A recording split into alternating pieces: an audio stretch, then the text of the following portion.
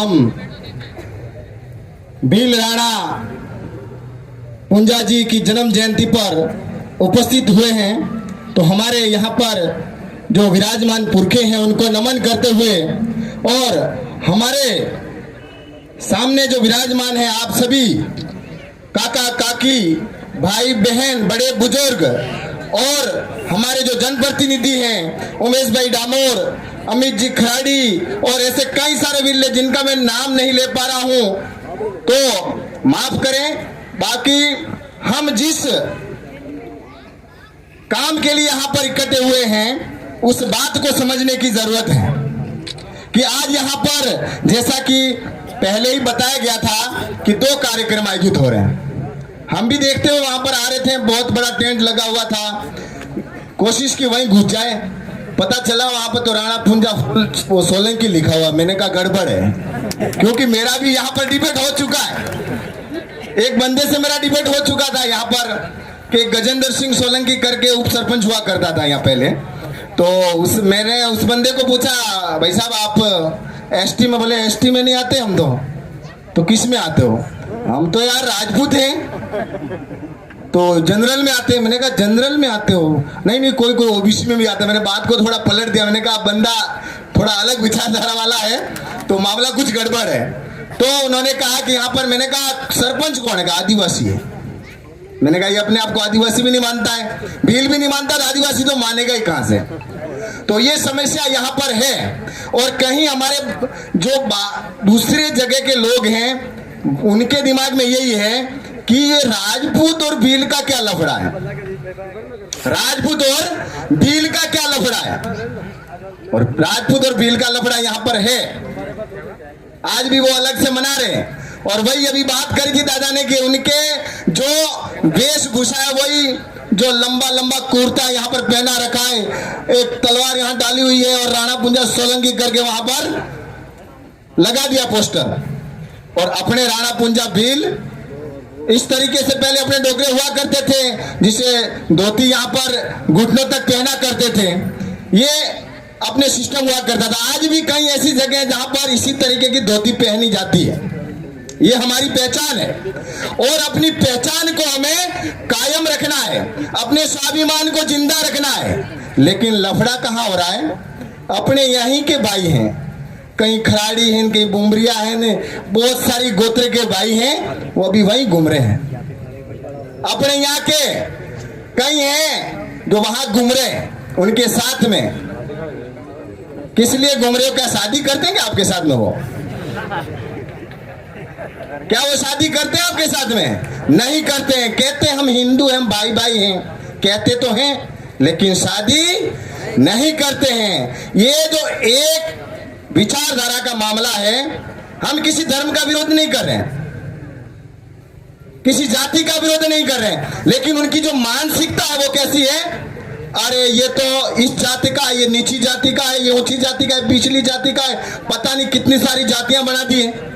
उसमें हमारा विवाह नहीं होता है, उसमें ये नहीं होता है, और हम लोगों ने भी बना दी है। बनाई है कि नहीं बनाई है? यहां पर की बात कर रहा हूं, हमारे उधर की भी बात कर रहा हूं, ग्रासिया और गमेती की बात कर रहा हूं मैं। अपने यहाँ पर सबसे ज्यादा यही रहते हैं, सभी की गोत्र एक होगी। अभी यहाँ पर ग्रासिया में खराड़ी होगा, बुमड़िया भी होगा, दामा भी हो सकता है, दरांगी भी हो सकता है, बगोरा भी होगा। एक तो ग्रासिया है, एक गमेती है। अपने आप को एक नहीं मानते हैं। लफड़ा तो सबसे पहले अपने अंदर है। इस लफड़े को क्या करना है? खत्म करना है। तो इस विचारधारा को अपनाना पड़ेगा, जो आदिवासी परिवार की विचारधारा है, इसको समझना पड़ेगा कि आदिवासी कौन है, क्यों है, कैसे है और किस तरीके से हम एक हैं। जब तक इस बात को नहीं समझेंगे, ये ग्रासिया कमेटी जो अपने आप को एक नहीं मानोगे, आपको यही लोग ऐसे ही कार्यक्रम में वहां पर भाड़े किराए के टट्टू बना के वहां पर लेके जाएंगे। इस बात को समझने की जरूरत है। मैं अभी बुमड़िया लगा था, वैसे मेरा सर ने मुकेश राज गमेती के नाम से जानते हैं कई सारे भाई बंधु, लेकिन मेरी गोत्र बुमड़िया है। यहाँ पर भी हमारे बुमड़िया है, लेकिन वो हमारे भाई हैं। हमारे डोगरे कहते हैं, हमारे 5-6 डोगरे हुआ करते थे, उसमें 2-3 डोगरे उधर ही बचे, 2-3 डोगरे भाड़ेर में आ गए। रोईमाल, हीरूमाल और आसपास में बरोठी और जो भी यहाँ के बुमड़िया है, वो सभी गरासिया हमारे भाई है। आज से 10वीं और 11वीं पीढ़ी में हमारे ही डोगरे के परिवार के हैं, लेकिन मानने को तैयार नहीं है। नहीं, पहला तो औरतें भी क्या में थी बिल है गहराई जाओ एम बिल ना, ये लफड़ा है कि नहीं है? तो इस बात को अपने भी इतिहास को ढूंढना पड़ेगा, अंदर जाना पड़ेगा। 5वीं से लगा के 10वीं 11वीं 12वीं पीढ़ी तक का अपना इतिहास हम ढूंढ सकते हैं। इससे आगे तो और भी फिर वही है झूठा मूठा इतिहास जो पकड़ा रखा है अभी यहाँ के पांडवा वाले राजपूत भाइयों को। वो पालीवाल जी को ये किताब लिख के गए, बोले तुम तो राजपूत थे, सोलंकी राजपूत थे, फलाने राजपूत थे, पकड़ा दिया, लो घूमते रहो, है ना। और अपने भाई भी यहाँ पर गमार हैं, गमार सोलंकी है कि नहीं?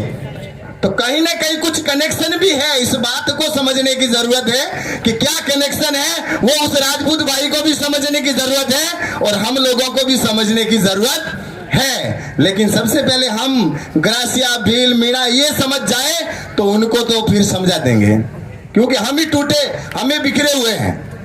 तो हमें बिखरना नहीं है, जुड़ना है, ये आदिवासी परिवार की विचारधारा को समझना है। और जिस तरीके से जो हक अधिकार के लिए उस समय हमारे बाप दादी एक होकर लड़ा करते थे, उनके अंदर जो वैचारिक एकता थी, भले कुछ भी हो जाए, झगड़ा टंटा हो जाए, लेकिन कुछ हो गया किसी दूसरे गांव वाले के साथ में या किसी और के साथ में, तो एक साथ में खड़े हो जाते थे। कोई ऐसा नहीं कि नहीं इसके साथ मेरा झगड़ा हुआ है, मैं तो इसके साथ नहीं जाऊंगा, ऐसा नहीं था। अभी क्या हुआ है, जनसंख्या बहुत बढ़ गई, गांव में 500, 1000, 2000 की जनसंख्या हो गई, लेकिन मेरी तो इससे नहीं बनती है, मेरा इससे वो थोड़ा रगड़ा चल रहा है। अरे रगड़े टंटे को निकालो। 2 बाघ वाली कहानी सुनिए क्या? 2 बाघ आपस में दुश्मन हो गए एक दूसरे के। अब बाघ को आके, एक बाघ को जो कमजोर बाघ था उसको कुत्ते खाने लगे, है ना, उसके पीछे पड़ गए। अब जो मजबूत बाघ था उसने विचार किया यार के अब इतने भी गिरे हुए हमने के साथ हमारा स्वाभिमान ही खत्म हो जाए कि भाई कुत्ते बाघ को नोच रहे हैं, ये तो गलत बात है।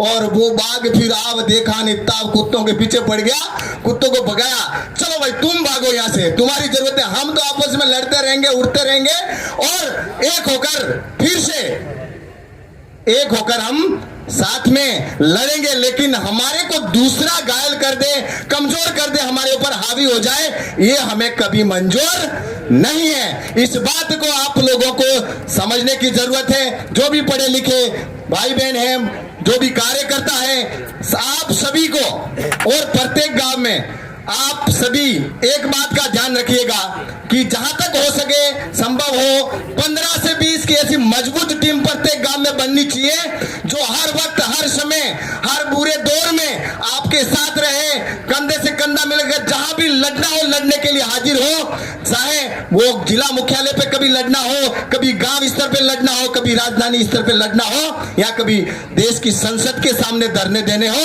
और अपनी मांगों के लिए उनको मजबूर करना हो, ये अपनी ताकत है, वो ही उनको मजबूर कर सकती है।